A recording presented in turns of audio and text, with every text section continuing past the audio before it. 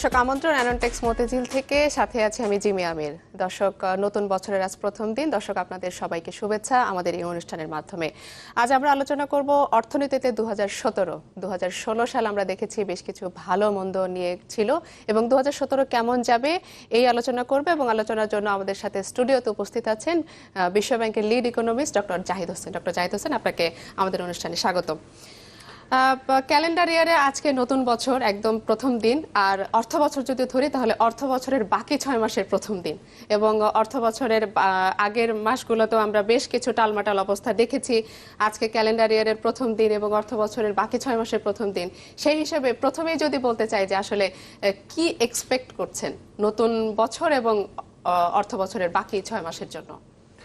প্রথমেই আপনাকে এবং আপনার দর্শকদের নববর্ষের শুভেচ্ছা, ইংরেজি নববর্ষের। কি এক্সপেক্ট করছি সেটা তো একটা ধারাবাহিকতার মধ্যেই অর্থনীতি চলে। তা আমরা যেমন 2016 সালে মোটামুটিভাবে একটা স্থিতিশীল বছর দিয়ে যাচ্ছে, মানে যেটাকে আমরা নর্মাল ইয়ার বলতে পারি, যদিও কিছু কিছু দুর্ঘটনা তো ঘটেছেই। সেখানে প্রবৃদ্ধির সংখ্যা নিয়ে আপনার কিছু বিতর্ক রয়ে গেছে, এবং 2016-তে সরকার ঘোষিত যেটি বলা হয়েছে যে ইতিহাসে সর্বোচ্চ প্রবৃদ্ধি, অর্থাৎ 6-এর ঘর থেকে, টানা 6-এর দিক থেকে বের হয়ে 7-এ এখন 7-এর উপরে কিভাবে উঠলো সেই নিয়ে যদি আমরা সংখ্যাগুলোর বিশ্লেষণ করি, তাহলে প্রথম দিকে যে চিত্রটা আমরা দেখেছিলাম, যেটা প্রাথমিক হিসাবে যেটা বলা হয়েছিল, পরের দিকে অক্টোবর মাসে আবার যেটাকে চূড়ান্ত হিসাব বলা হচ্ছে, সেখানে আবার সম্পূর্ণ ভিন্ন চিত্র দেখা যাচ্ছে। যদিও 7.05 থেকে প্রবৃদ্ধি বলা হলো 7.11 হয়েছে আসলে, কিন্তু এপ্রিল মাসের চিত্রটা ছিল যে এই প্রবৃদ্ধি ব্যয়ের দিক থেকে যদি আপনি দেখেন, তাহলে এটার অবদান বেশিরভাগ ছিল সরকারি ভোক্তা ব্যয় এবং সরকারি বিনিয়োগ ব্যয়। সেই একই চিত্র পাল্টে আপনার অক্টোবর মাসে শুধুমাত্র যে 7.05 7.11 হয়েছে তা না, অবদানটাও পাল্টে গেছে। সেখানে দেখা যাচ্ছে যে ব্যক্তি খাতে বিনিয়োগ আগের হিসাবে ছিল, গত বছরের তুলনায় কমে গেছে। এখন দেখা যাচ্ছে যে এটা 22.07 থেকে এটা প্রায় 23% উন্নীত হয়েছে। কাজে এপ্রিল এবং অক্টোবরের মধ্যে তথ্যের কিছু পরিবর্তন হয়েছে, হ্যাঁ, কিছু ফারাক দেখা যাচ্ছে, কিন্তু কোন তথ্যে পরিবর্তন হলো সেটা কিন্তু আমরা ঠিক সঠিক তার ব্যাখ্যা পাইনি। এবং আমরা এটা নিয়ে খুশিতে বেশ সন্তুষ্টিতে ভুগছি যে আমাদের প্রবৃদ্ধি সাথে চলে গেছে। তবে প্রবৃদ্ধি যে ভালো হয়েছে এটা নিয়ে বোধহয় খুব একটা বিতর্কের সুযোগ নাই। না, বেশ কিছু সূচকে অগ্রগতি হয়েছে। কৃষিতে আমাদের তো এখন অনেক বেশি সাফল্য এসেছে, সেবা খাতে এসেছে, শিল্প খাতে এসেছে। বিনিয়োগ সব সময়ের জন্য অর্থমন্ত্রী বরাবর বলছেন যে বিনিয়োগে কোনো সুসংবাদ নেই, বিশেষ করে বেসরকারি বিনিয়োগ, যে বেসরকারি বিনিয়োগ অর্থনীতিতে সবচেয়ে বেশি প্রবৃদ্ধিতে সবচেয়ে বেশি যোগান দেয় এবং অর্থনীতিতে সবচেয়ে বেশি রোল প্লে করে, সেই বিনিয়োগটা আসলে নাই। এই বিনিয়োগ টানা 10 বছর ধরে বা 8 বছর ধরেই আমরা দেখছি একই চিত্র। এই চিত্র থেকে বের হয়ে আসার আসলে উপায় কি? 2017 সালকে তাহলে কিভাবে পদক্ষেপ নেওয়া উচিত যে বিনিয়োগ কিভাবে বাড়তে পারে? এখন ধরেন পরিসংখ্যানের ভিত্তিতে যদি আপনি ব্যাপারটাকে দেখেন, তাহলে তো একেবারে যে বিনিয়োগ বাড়েনি সেটাও তো বলা যাবে না। কারণ আমরা যদি চূড়ান্ত হিসাবকেই চূড়ান্ত হিসাবে মনে করি, তাহলে তো প্রায় জিডিপির 1% কাছাকাছি ব্যক্তি খাতে বিনিয়োগ বেড়েছে বলে বলা হচ্ছে। এবং বিনিয়োগ সম্পৃক্ত অন্যান্য যে সূচকগুলি আছে, সেখানেও কিছু ধরেন মূলধন যন্ত্রপাতির আমদানি, সেখানে বড় আকারের একটা বৃদ্ধি দেখা যাচ্ছে, সেটা ডলার অঙ্কে। কিন্তু সেটা আবার কোথায় যাচ্ছে এই নিয়ে হয়তো অনেক ধরনের প্রশ্ন থাকতে পারে। তবে আমার মনে হয় গার্মেন্টের ক্ষেত্রে বলেন বা চামড়া ভিত্তিক শিল্পের ক্ষেত্রে বলেন বা ওষুধ শিল্পের ক্ষেত্রে বলেন এবং বিদ্যুৎ খাতে, এখানে বোধহয় কিছু নতুন বিনিয়োগ আসছে। এখন সেটা ঠিক জিডিপি 0.9% বাড়ার সমান ছিল কিনা সেটা ভিন্ন ব্যাপার, কিন্তু নতুন বিনিয়োগ কিছু কিছু হচ্ছে। তবে বড় বড় প্রতিবন্ধকতা যেগুলি ছিল সেইখানে খুব একটা চিত্র পাল্টায়নি। কারণ আপনি যেই দুটো রিপোর্ট আমরা প্রতি বছর পাই যে আমাদের বিনিয়োগের ক্ষেত্রে কাঠামোগত প্রতিবন্ধকতায় অবস্থানের কী ধরনের পরিবর্তন হলো, একটা তো গ্লোবাল কম্পিটিটিভনেস ইন্ডেক্স, সেখানে আমরা এক ধাপে গেলাম। এটা অবকাঠামোর কারণেই, অবকাঠামোতেই আমাদের দুর্বলতা সবচেয়ে বেশি। আর ডুইং বিজনেসের ক্ষেত্রে, বিজনেস রেগুলেশনের ক্ষেত্রে, ডুইং বিজনেস ইন্ডিকেটরে আমরা ধাপ এগিয়েছি, কিন্তু আমাদের অবস্থান তো খুব নিম্ন পর্যায়ে ছিল। কাজে এখানে এক ধাপ ধাপ এগুলো এটা যে খুব বড় একটা অগ্রগতি হচ্ছে তা না। কারণ আপনি 178 থেকে 176 উঠলেন, মোট 190টা দেশ। কাজে আপনার নিচে চাওয়ার সুযোগও তো কম। কাজে আমাদের সেদিক থেকে আপনি যেটা বলছেন যে বিনিয়োগের যে মূল প্রতিবন্ধকতাগুলো, সেইখানে আমরা খুব বড় ধরনের কোনো পরিবর্তন বা উন্নতি দেখতে পাচ্ছি না, যেটা হয়তো আশেপাশের দেশগুলোতে দেখা যাচ্ছে, ভিয়েতনামে দেখা যাচ্ছে বা ভারতে দেখা যাচ্ছে। সেটা আমাদের ক্ষেত্রে সেখানে অনেক ঘাটতি রয়ে গেছে। মূল্যস্ফীতি কিন্তু এর আগের বছর অর্থাৎ 2016-তে কিন্তু মোটামুটি স্থিতিশীল ছিল। আমরা দেখেছি মূল্যস্ফীতিতে তেমন কোনো প্রভাব পড়েনি। রপ্তানি আয়ে খুব বেশি সন্তুষ্ট হওয়ার কিছু নেই, কিন্তু রপ্তানি আয় আগের চেয়ে বেড়েছে বা ভালো হয়েছে। এই জায়গাগুলোতে আপনি কি বলবেন? মূল্যস্ফীতির ক্ষেত্রে আমরা লক্ষ্যের ভেতরে আছি। 5.8% অর্থবছর 17-এর জন্য যে লক্ষ্যটা বাজেটে এবং মুদ্রানীতিতে বলা হয়েছে তার মধ্যে এখনো আছে।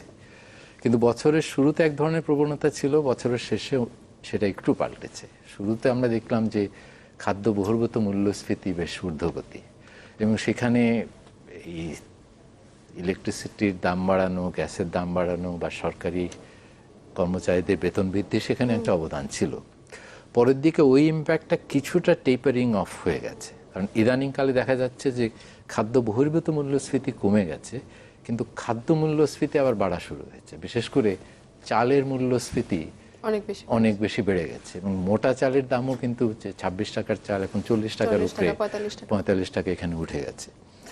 কিন্তু সার্বিক মূল্যস্ফীতি লক্ষ্যের মধ্যেই আছে, তবে সেই লক্ষ্যটা কিন্তু আমাদের যে প্রতিযোগী দেশগুলো তার তুলনায় অনেক বেশি। কাজে আমাদের মূল্যস্ফীতি লক্ষ্যের মধ্যে থাকাটা যে একেবারে তুষ্টির কোনো কারণ দিবে তা না, কারণ আমাদের লক্ষ্যটাকে আরো নামানো উচিত। আন্তর্জাতিক মূল্য যেই পরিস্থিতি এখন বিরাজ করছে, সেটার সুযোগ নিয়ে আমাদের যাতে প্রতিযোগিতার তুলনায় আমরা, এবং আরেকটা বিষয় কিন্তু আন্তর্জাতিক বাজারে জ্বালানি তেলের দামটা আবার কিছুটা ঊর্ধ্বমুখী দেখা যাচ্ছে। টানা 1.5 বছরেরও বেশি সময় যেখানে কম থাকলো, আমরা সেখানে কমাতে পারলাম না, বিপিসির দায় মেটালাম, বিপিসির দায় মেটানো শেষ, এখন আবার আন্তর্জাতিক বাজারে দাম বেড়ে যাচ্ছে। এই জিনিসটাও কিন্তু নতুন করে আবার একটা সমস্যা তৈরি করবে মনে হচ্ছে।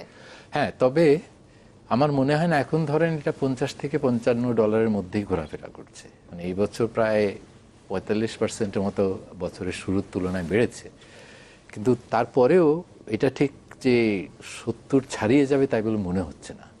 কারণ বিশ্ব অর্থনীতির শক্তির উপর তো নির্ভর করবে তেলের দাম, তেলের চাহিদা কিরকম পরিবর্তন হচ্ছে। সেখানে বিশ্ব অর্থনীতির আউটলুকটা কিন্তু খুব একটা ভালো না। মানে আমরা গত বছর যে ধরনের একটা অপটিমিজম নিয়ে দিয়ে শুরু হয়েছিল যে বিশ্ব মন্দাটা কেটে যেতে পারে, বিশেষ করে ইউরোপের মন্দাটা কেটে যেতে পারে, পরের দিকে দেখবেন বড় বড় প্রতিষ্ঠান যারা প্রাক্কালন করেন তাদের কিন্তু সবাই গ্রোথ ফোরকাস্টকে ডাউনগ্রেড করেছে।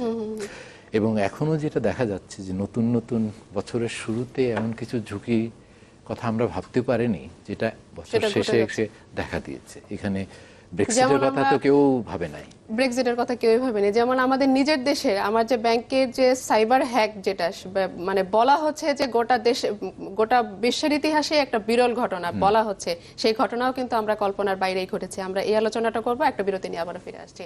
দর্শক, আপনারা দেখছিলেন অ্যাননটেক্স মতিঝিল থেকে, একটা বিরতি নিয়ে আবারও ফিরে আসছি।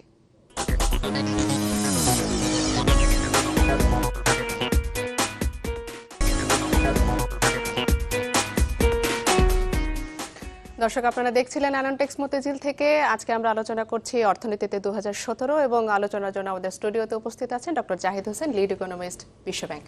ডক্টর জাহিদ হোসেন, বিরতিতে যাওয়ার আগে কিন্তু বলছিলাম যে জিনিসটা আসলে কেউই ভাবে না, ব্রেক্সিট নিয়ে কেউ ভাবেনি, এবং আমাদের দেশের সবচেয়ে যে বড় ঘটনা, এই যে ব্যাংকিং খাতে সাইবার হ্যাকিং এর যে ঘটনা, এই ঘটনা গোটা ওয়ার্ল্ডেই একটা বিস্ময় প্রকাশ করেছে সবাই এই ঘটনাটাতে।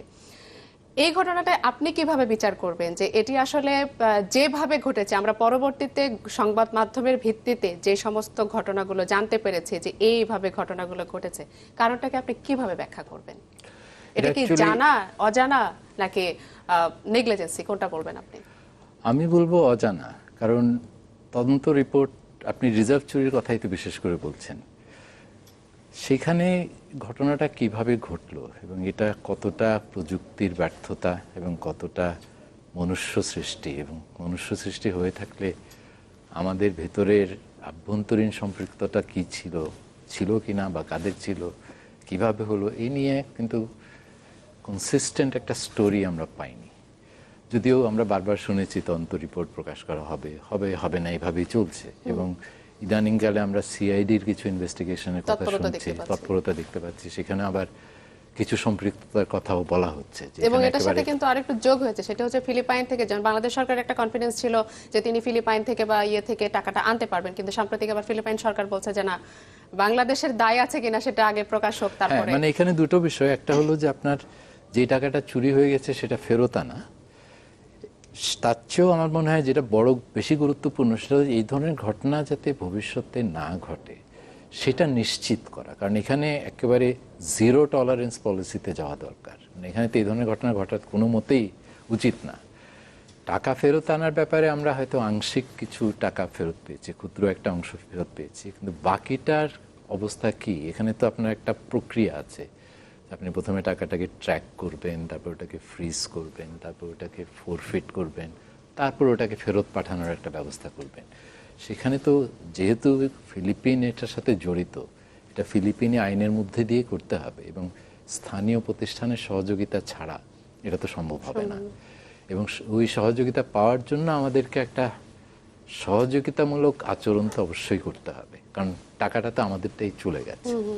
এবং সেই জন্যে তারা যাতে সহযোগিতা করেন, সেই জন্য আন্তর্জাতিকভাবে যে সমস্ত প্রতিষ্ঠান তাদের উপর একটা প্রভাব বিস্তার করতে পারে, সেখানে federal reserve bank of new York থেকে শুরু করে অন্যান্য ইউএস ডিপার্টমেন্ট অফ জাস্টিস যারা আছেন, যারা এই নিয়ে আমাদেরকে সাহায্য করতে পারেন, আইনি প্রক্রিয়াটাতে কিভাবে আমরা এগোবো সেই দিকে, সেটা একটা আলাদা বিষয়। কিন্তু তার চেয়ে বড় কথা হলো আমরা এটার প্রিভেনশনের ক্ষেত্রে কি করছি, আর এটাতে যদি আমাদের আভ্যন্তরীণ কোনো সম্পৃক্ততা থেকে থাকে তাদের জন্য কি ধরনের বিচারের ব্যবস্থা করা হচ্ছে। কিন্তু সেটা যদি আমরা না করি, আর্থিক খাতে কিন্তু সার্বিকভাবে 2016টা একটা ভালো বছর ছিল না। কিন্তু এই যে আপনি যেটা বলছেন যে এটি প্রকাশ করা হলে হয়তো ভালো হবে, কিন্তু সরকার আবার কিন্তু নিজেদের ইমেজের কথাটাও ভাবছে যে তাহলে ইমেজটা কোথায় যাবে যদি বাংলাদেশ ব্যাংকের কেউ সম্পৃক্ত থাকে। হ্যাঁ, সেটা কিভাবে প্রকাশ করা হবে, কতটা প্রকাশ করা হবে, এবং প্রকাশ করলে আমাদের ইনভেস্টিগেশনে টাকা ফেরত পেতে এখানে যদি কোনো রকম প্রতিবন্ধকতা সৃষ্টি হয় তাহলে অবশ্যই সেখানে সতর্কতার অবস্থানে যেতে হবে সরকারকে।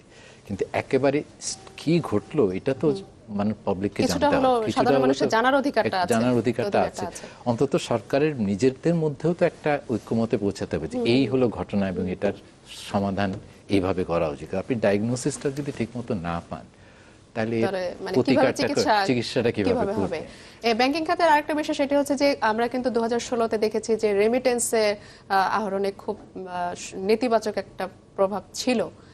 এইটার ব্যাপারে আপনি কি বলবেন? এবং সেটা আপনার 2016তে না, শুধু এটা শুরু হয়েছিল 2015 থেকেই। অর্থবছর 16তে আমরা প্রায় 2.5% মতো রেমিটেন্স কমতে দেখেছি। সেটা কিন্তু ব্যাপকভাবে বেড়ে গেছে, কারণ অর্থবছর 17-এর ভিত্তিতে যদি আপনি হিসাব করেন প্রথম 5 মাসে প্রায় 15.3% বেশি রেমিটেন্স কমেছে। এর আগের বছর রেমিটেন্সের যেটা কমেছিল সেটা এন্টায়ারলি আপনার মধ্যপ্রাচ্যের দেশ থেকে কমেছিল। মধ্যপ্রাচ্যের বাইরের দেশ থেকে রেমিটেন্সকে একটা ভালোই প্রবৃদ্ধি ছিল। এখন কিন্তু এটা ছড়িয়ে পড়েছে। এখন যুক্তরাষ্ট্র থেকে রেমিটেন্স আসা কমে গেছে, যুক্তরাজ্য থেকে রেমিটেন্স আসা কমে গেছে। কাজে এটার ব্যাখ্যা শুধু ওই তেলের দাম কমেছিল সে কারণে রেমিটেন্স কমেছে, সেটা এখন আংশিক ব্যাখ্যা। এর বাইরেও কিছু ঘটনা ঘটে গেছে। এর বাইরেও তো বাংলাদেশ সরকারের বিভিন্ন পদক্ষেপের একটা ব্যাখ্যা মনে হয় আছে, সুযোগ আছে। কিন্তু এরপরেও এই আপনার জুলাইয়ের পরে তো বেশ আন্তর্জাতিক পর্যায়ে অনেক হাই প্রোফাইল কিছু সন্ত্রাসী ঘটনা ঘটেছে এবং এর ফলে টেরোরিজম ফাইন্যান্সিং রোধ করার জন্য অ্যান্টি মানি লন্ডারিং আইনের প্রয়োগটা অনেক কড়াকড়ি অনেক বেড়ে গেছে। এর ফলে ওই কমপ্লায়েন্স কস্টটা মানে ঝামেলাটা অনেক বেশি বেড়ে গেছে। ওই জন্য ফর্মাল চ্যানেলে টাকা পাঠানোটা আগের মতো অত সহজ না, অনেক প্রশ্নের সম্মুখীন হতে হচ্ছে।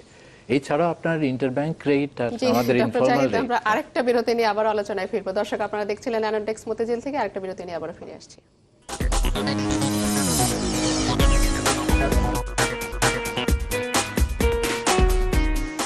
দর্শক, আপনারা দেখছিলেন অ্যানানডেক্স মতিঝিল থেকে। বিরতি থেকে আবারও ফিরে আসলাম। আলোচনা করছি অর্থনীতিতে 2017 এবং আলোচনার জন্য স্টুডিওতে আছেন doctor Zahid Hossain, lead economist, বিশ্ব ব্যাংক। ডক্টর জাহিদ হোসেন, আমরা অনেকগুলো সমস্যা নিয়ে আলোচনা করলাম। 2016 যে সমস্যাগুলো ছিল সেই সমস্যাগুলো নিয়ে আলোচনা করলাম। এখন আমাদের সামনে 2017 পুরোটাই, আজকে প্রথম দিন। আমাদের সামনে এখন প্রধান চ্যালেঞ্জগুলো কি? আমরা যেহেতু রেমিটেন্স দিয়ে শেষ করেছি গত সেগমেন্টের আলোচনা, সেখানে বলবো যে এই রেমিটেন্সের যে ধস আমরা দেখতে পাচ্ছি, এটা হয়তো সাময়িক হতেও পারে, কারণ গত বছর লোকজন যাওয়ার সংখ্যা কিন্তু বেড়েছে, প্রায় 7.5 লাখের মতো লোক আগের চেয়ে অনেক বেড়েছে, এবং এদের যাওয়ার ফলে রেমিটেন্সের উপরে যে ইম্প্যাক্ট সেটা তো এখনো দেখা যায়নি, কাজে হয়তো ভবিষ্যতে 2017-তে আমরা দেখতে পাবো।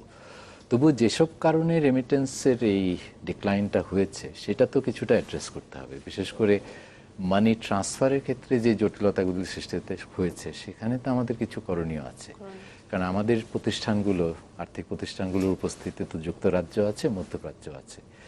এই প্রতিষ্ঠানগুলোকে যদি আরও প্রবাসী বান্ধব করা যায় এবং তাদের রেমিটেন্স পাঠানোর, টাকা পাঠানোর জটিলতা কমানো, কস্ট কমানো, সেদিকে যদি আমরা একটা অবদান রাখতে পারি, তাহলে হয়তো রেমিটেন্সের এই ধসটা এটা টিকবে না। এটা আমরা হয়তো আগেই, এখন তো 15 বিলিয়ন থেকে আমরা 14 বিলিয়নের নিচে যাওয়ার একটা সম্ভাবনা দেখা দিয়েছে।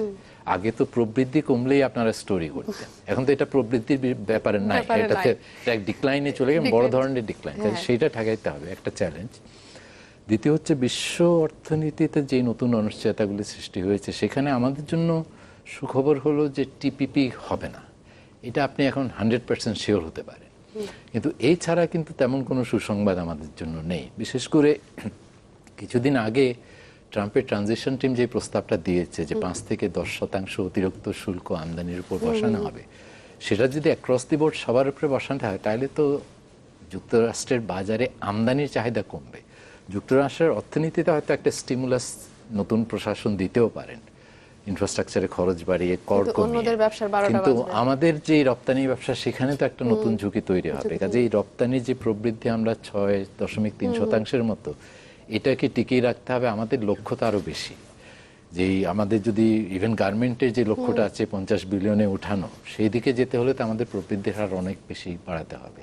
কাজে এটা একটা দ্বিতীয় চ্যালেঞ্জ। আর সবচেয়ে বড় চ্যালেঞ্জ যেটা আমি মনে করি, সেটা আপনি শুরুতেই যেটা বলছিলেন, যে ব্যক্তিখাতে বিনিয়োগ, এখানে যদিও কিছু কিছু হয়তো উন্নতি দেখা যাচ্ছে, কিন্তু সার্বিক পরিবেশের যদি উন্নতি না হয় এবং মেইন যে ফান্ডামেন্টাল যে প্রবলেমগুলো, এগুলো যদি আমরা, জমির সমস্যা বা জ্বালানি, বিদ্যুৎ, গ্যাসের সমস্যা, অবকাঠামোর যে কানেক্টিভিটির সমস্যা, এগুলো যদি অ্যাড্রেস করা না হয়, তাহলে তো আমাদের ওই কাঙ্ক্ষিত লক্ষ্যে, বিশেষ করে সপ্তম পঞ্চবার্ষিকী পরিকল্পনায় প্রবৃদ্ধির যে একটা পাথ দেওয়া হয়েছে, সেদিকে তো আমরা উঠতে সম্প্রতি পারবো কিন্তু না। বেশ কিছু বড় বড় প্রকল্প সরকার হাতে নিয়েছে, বিশেষ করে 10টা যে মেগা প্রকল্প, যে 10টা সরকারের মানে নজরদারিতে আছে, সেগুলোর কাজ চলছে।